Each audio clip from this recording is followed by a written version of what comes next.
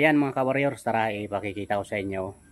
Gawa ng napakayabang, nagtitilaok na siya. Yung nakakatuwa ba, yung ating pinaghirapan na isang buwan kalahati pa lang, 1 month and a half, nagtitilaok na mga ka-warriors.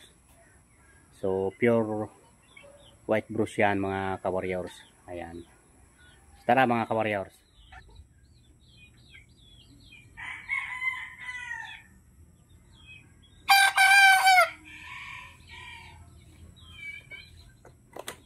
Ayan mga ka-warrior, so nagtitilaok na yan.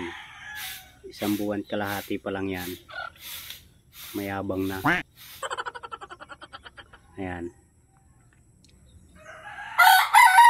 Hintayin natin tumilaok. Ayaw na.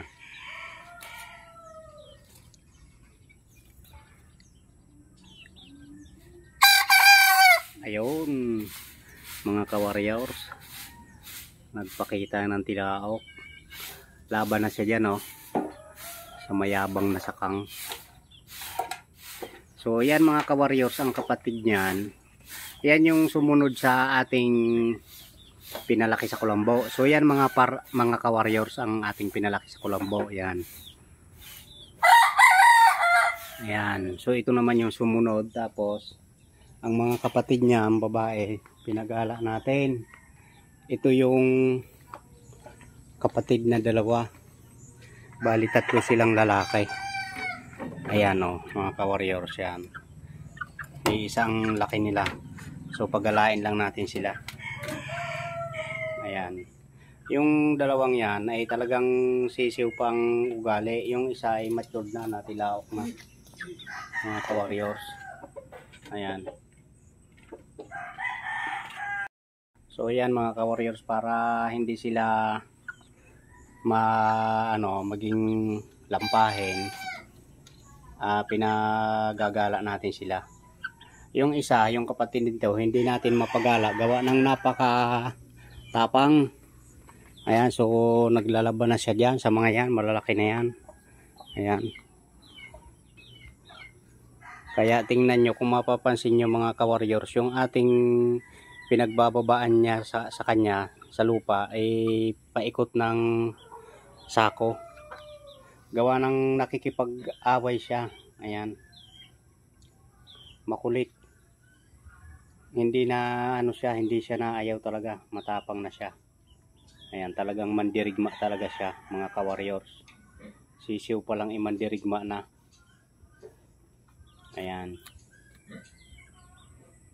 So yan mga ka-warriors, so pinasilip ko lang sa inyo yung ating mayabang na sisiw. Ayan.